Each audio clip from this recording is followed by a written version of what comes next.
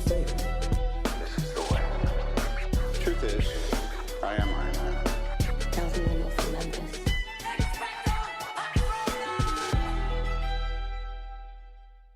Hello, critics, non-critics, and friends. Welcome to the Film Optix podcast, brought to you by the Drive-In Podcast Network, where we discuss film, TV, and all things Hollywood here on the show. I'm your host, Christian, and I'm joined by my trusty co-host, Devin, my trusty partner in crime, as we're, excavating through the outer Cowboy reaches. to your Bebop. The Cowboy to your Bebop. There you go. And today we are here to give our thoughts about the latest series to hit Netflix, and that is the live-action adaptation of Cowboy Bebop. And before we begin today's show, you can listen to our podcast on platforms around the internet. If you're a new or seasoned listener, we'd love to hear from you guys. Follow us on Instagram, follow us on Twitter at Film Optix. Again, that is Optix with an X. Devin, my partner in crime, how are you doing today, man? I'm doing good. Just wrapped it up about 20 minutes ago. Yeah. It took me a while for this one. I'm not gonna lie.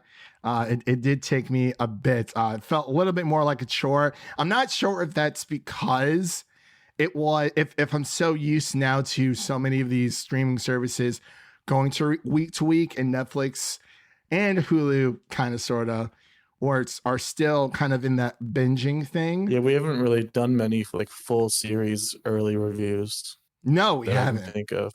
No, because I don't know if we've done any. For full, like early, no, I don't think we have, just because it's just a lot. But you would think, getting a little bit earlier, hitting it by around like the embargo date, we'd be able to, get that out. But sometimes it's like, you never know. I don't know. But This is exciting though, because this is two complete ends of the spectrum here as far as Cowboy Bebop goes. I've never seen the anime or any anime really, but you have seen the anime, so you get the two perspectives that you need here. Yeah, it's nice. And I mean, of course, before we get into our review, this full review is going to be spoiler free, just because we are releasing it a few days ahead of time. Sorry for the unfortunate. Actually, sorry, that was the wrong one. There we go. There's my nice little booze. Yeah. I mean, it sucks, but we want to keep it fresh. And believe it or not, you can actually go an entire podcast talking about something without actually spoiling it. It's amazing. It's fantastic. Just watch what you say. And, editing is also a thing. So it's like 1, 2, 3, let's jam. Yeah. Well, 3, 2, 1, let's jam. There you go. See, I was trying to avoid the spoiler, but I didn't want to give what order they do the countdown in. Yeah, that is very true. It could have been 2, 1, 3 or 3, 1, 2. 3, 1, 2 pizza. I think actually that is a restaurant here in town. It has like Chicago style pizza, but I'm not a Chicago style pizza kind of guy. More of the I love it. It's too much. It's way too much. I'm more of the New York. I like the thin. It's perfect. You can just shove it in your mouth and have a good old time. But I am feeling a little bit better for my voice. It's still a bit rocky here and there. So like I said, this is going to be a non-spoiler review, which means that we're not going to be talking about it too much, just because You need that jet black voice. Spike. No, that's too much. But yeah, we're gonna be back with our Cowboy Bebop review right after this short break.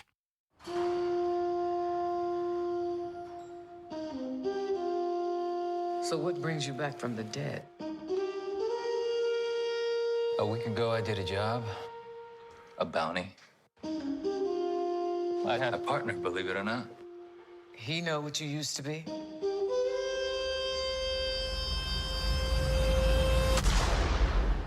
Will I ever see you again? They tried to kill me, Anna. If you need to find me, I go by Spike Spiegel these days.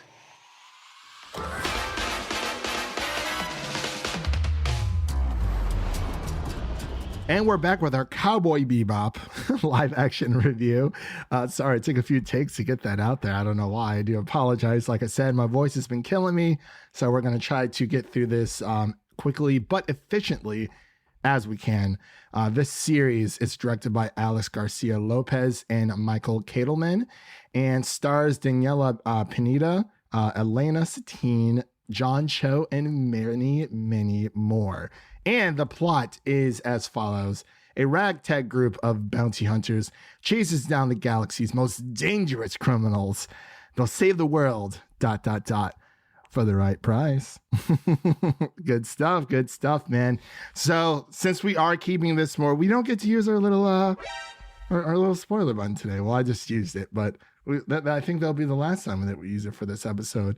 So since this is spoiler free, Devin, just give me your initial reactions, because since this is an interesting dynamic, like you said, you haven't seen the anime. I hope you do watch it though, because it is so.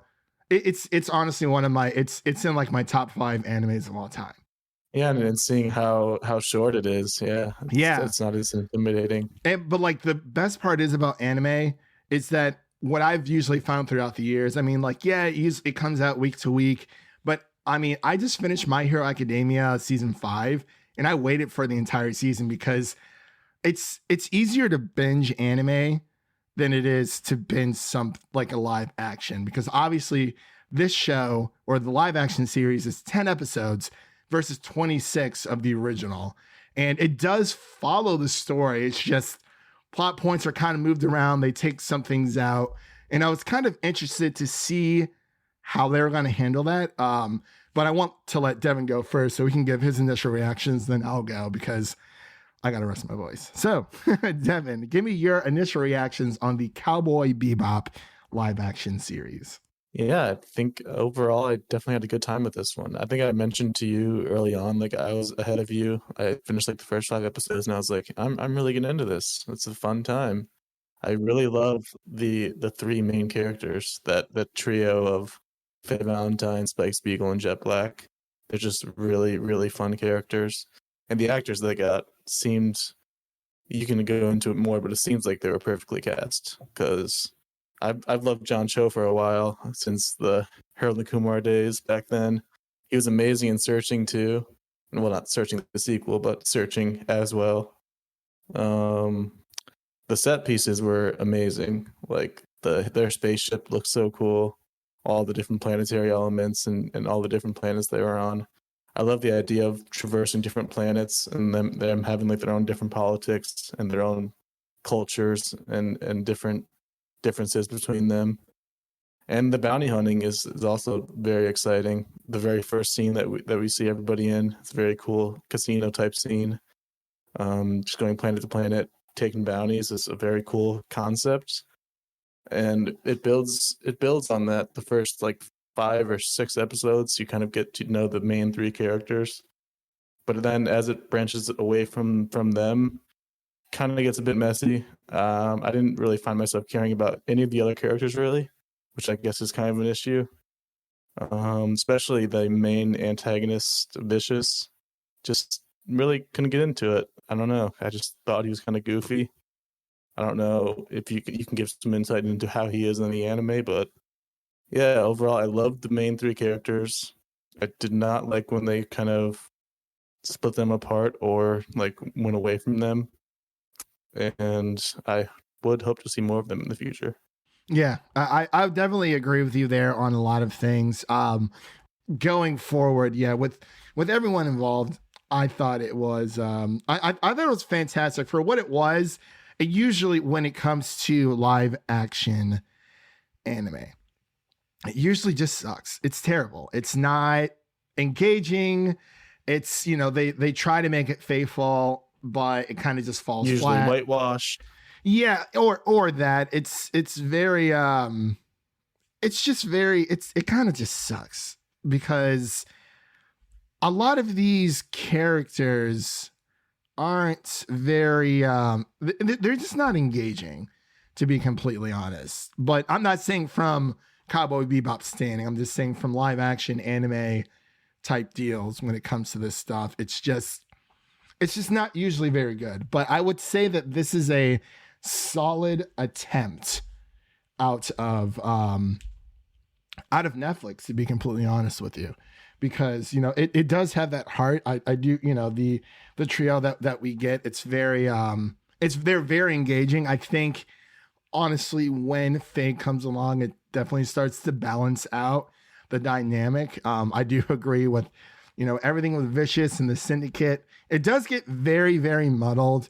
And because I was gonna bring that up too. I watched the entire series and still don't know what the Syndicate is. Like it's just like an issue. Yeah, like I mean a mafia group, but with Faye Valentine, you get Faye, Spike, and Jet. Like they are very, in a way, codependent, more so Spike and Jet in the live action. And, you know, like I don't want to talk love that bromance. Yeah, like I don't want to talk too much about the anime, but the anime is streaming on Netflix.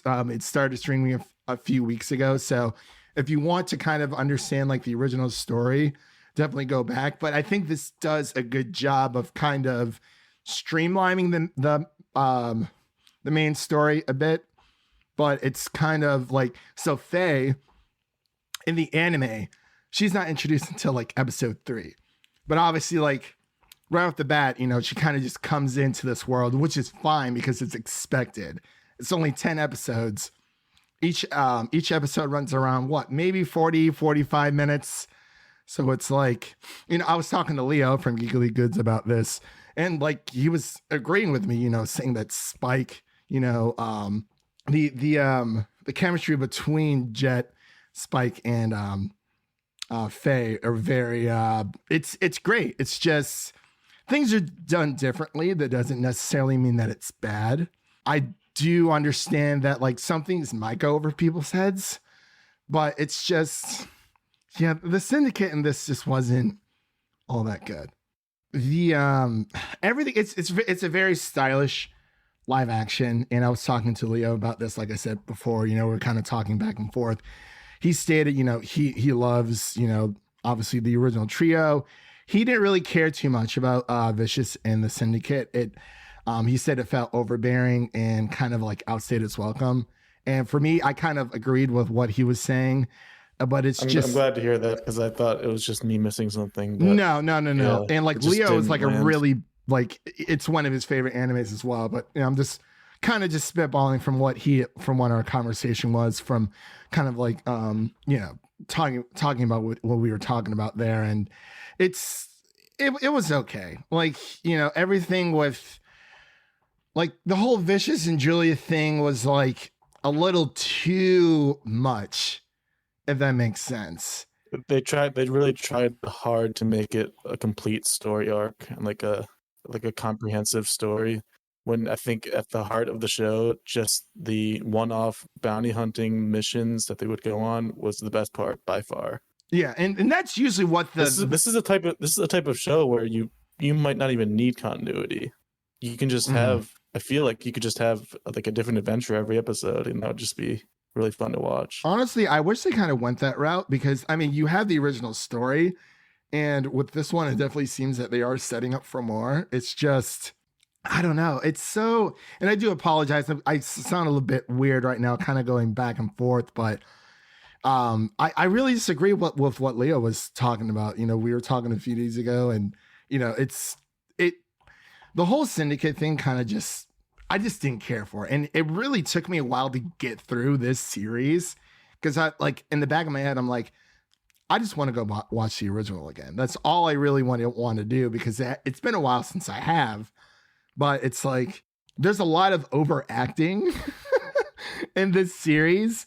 And obviously in an anime, you need that, because it's a cartoon. You need to express how these characters are feeling, because you're voicing these characters. You know, you're not doing, you know, the camera angles and the movement. You're just in a sound booth. But there's a lot of overacting. When I first started watching it, I was like, this is okay, but as far as live action adaptations go, I think it's a very solid attempt. I think people who have never seen the original might like this a little bit more, but if you have seen the original, like, obviously you're going to check it out. But it's more so of just, and this is like the big wall between live action and the anime. A lot of things do not translate well into live action. They just don't. And I think that's the number one issue with this series was that and the pacing. Because when it was Spike, Jet, and Faye, I loved it. Like, you know, like we said before, you know, their chemistry is great and they have a lot of spark and, you know, dialogue's really good. The action's pretty good too, like for what it is. And then the intro is literally like ripped out like page by page from the original. You know, obviously more live action-y, but I don't know where this whole like let's take anime and move it into live action and see how it does, because as you know, Devin, I'm not actually sure if you actually know this, but Yu Yu Hakusho is also coming to Netflix as a live action. Now, I don't know how they're going to pull that off. With Cowboy Bebop, it made a little bit more sense because, you know, you have like the Western style, you know, Star Wars-esque, like it's in its own way. Yeah, you know? I was saying before we even watched it, like, or while we were watching, like, this is the least anime just because of how Western it is, how Westernized. Yeah. Yeah. And it's, I mean, and you know, I was talking to Amanda from Canon Cinema as well, and she was saying that she thinks she needs to watch the anime because it's just so different. It's a very different experience. That's all I can really say. I don't want to give too much from the from the anime, but I definitely recommend. I kind of just recommend people to watch the anime first because that's what I was going to do. I was going to rewatch the original first and then watch the live action so I can kind of give a little bit more knowledge, but obviously things don't work out that way. And we were given this a little bit earlier than expected. So it's like, okay, you know, we're here, we're trying to give it out to the people. And I wasn't really able to, but now I'm kind of able to just go back and enjoy it for what it is.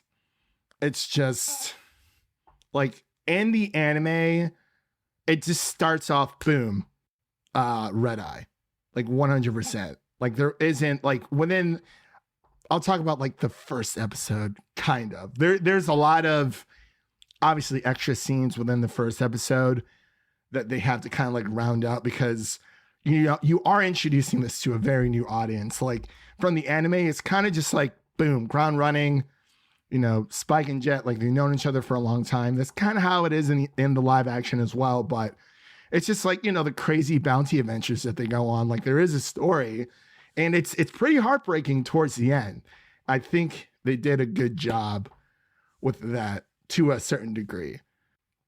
Not like an end, but like towards the climax of the penultimate, everything that was happening. But overall, it's okay. It's just not, I don't know if I'll ever go back and watch it, to be honest. But for people who don't know about it, I think they'll like it. But I definitely recommend just watching the live action before you even taste this at all. So it's, sorry for my little rant there, but it's just very, you know, I mean, the great things out of it, you know, Faye Valentine, fantastic. They have the core structure there, like the core three. They have that, and they did a great job of setting that up. The soundtrack is great. Obviously, we didn't mention that yet. Oh yeah, soundtrack is fantastic. I don't listen to jazz very often, and this had me going. Like, yeah, give me some more bebop. Oh, for sure. Honestly, I really think that Daniella Pineda was probably the best part of the entire live action series. I'm not even lying. Like, I mean, I liked Jet and I liked Spike, but it's like I said before, her story was definitely the most interesting of the three. Yeah. Oh, yeah. Very, very interesting. And she's just as sassy as she is in the live action as she, you know, in the anime. So it's very. I mean, I think she did a good job. Like, to be completely honest, I think she killed it. I mean, you know, the aesthetic was there. I guess I was just looking for something else. I think you kind of nailed it on the head there, Devin, where, you know, it could have been Cowboy Bebop, just entirely different adventure. So people don't necessarily have to kind of like compare it to the original, but people are going to do that anyway. The structure is just so strange, the way they. Yeah. The penultimate episode especially is just. Yeah. Just wow, I don't understand what they were doing there. It was a lot. It was just a lot. There was a lot to follow. And like I said, it took like you said before, you kind of got ahead of me. Like I first started, I was like maybe an episode ahead of you. Then you got ahead of me. Then I got ahead of you. And then, you finally finished, but it's like, it just wasn't, there was something missing for sure. It had a very strong start, but then it just, what it was building to wasn't very satisfying. It was, because yeah. It's the other characters that I just didn't find myself caring about. Julia and Vicious, like especially, like I just didn't really care what their motives were, what they were doing. Yeah, it's yeah. I like I said, I don't want to say too much, but it's Vicious. I just did not like Vicious in this whatsoever. But it's there are. I will just say this: there's a lot of characters missing.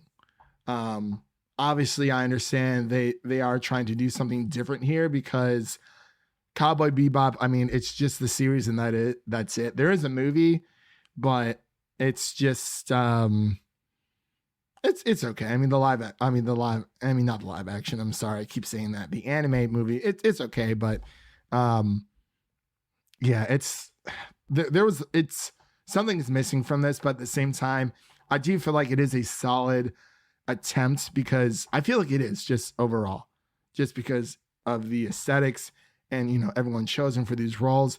They tried to make it as lively as possible, but the overacting for me wasn't all that crazy. I mean, I kind of like the camera work. I've heard from other critics, I know Leo wasn't a big fan of like the tilted camera works from time to time, which is fine. That's just more. I thought it was really cool when they pulled it off. Correctly. I feel like that's more of like a personal preference type thing that I don't really think for me that doesn't necessarily make or break it.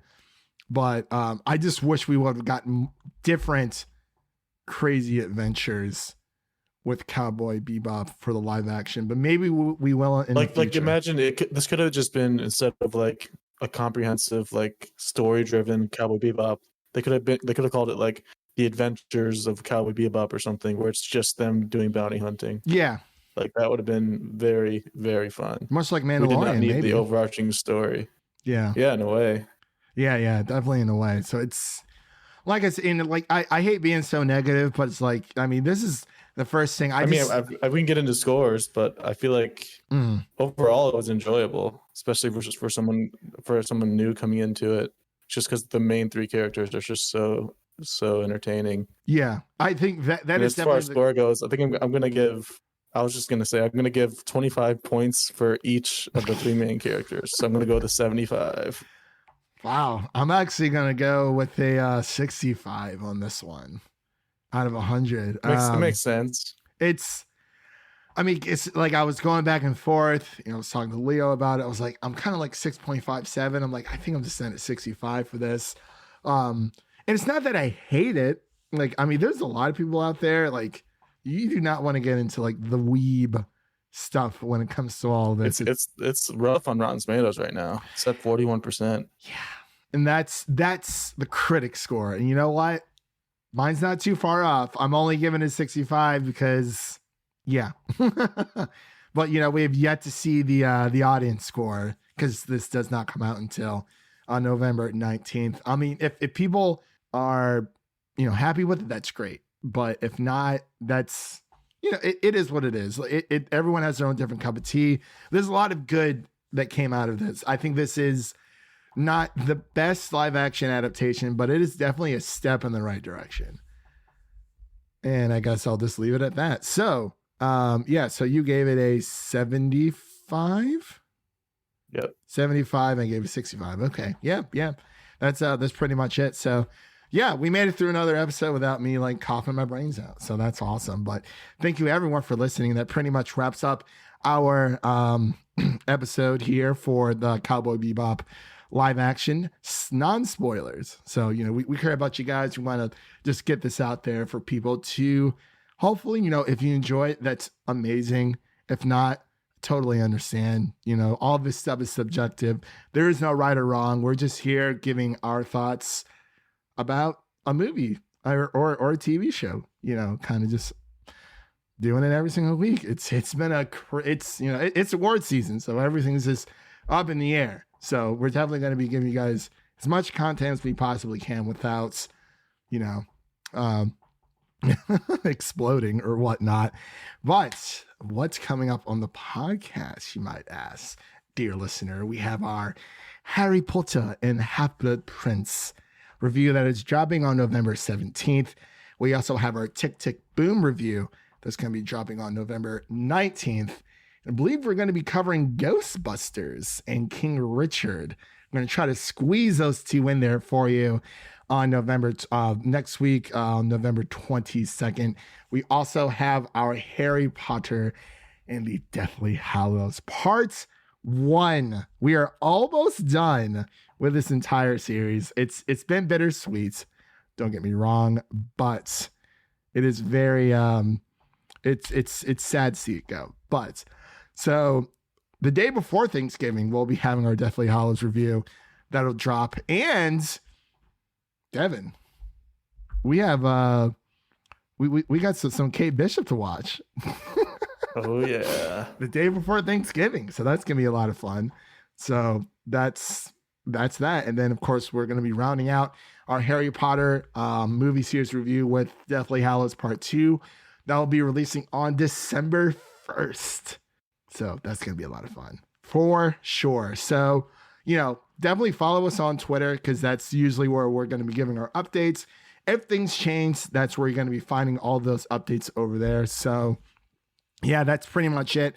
Let's get out of here, because I have some Encanto to watch tonight. So that will be a lot of fun. And yeah, we hope you guys have a wonderful week. And that's a wrap for today, everyone. Thank you all for listening. And if you enjoy the show, leave us a 5-star rating and review on Apple Podcasts, and follow us on Twitter and Instagram to stay in the know. That was Devin. My name is Christian, and we'll see you guys in the next one.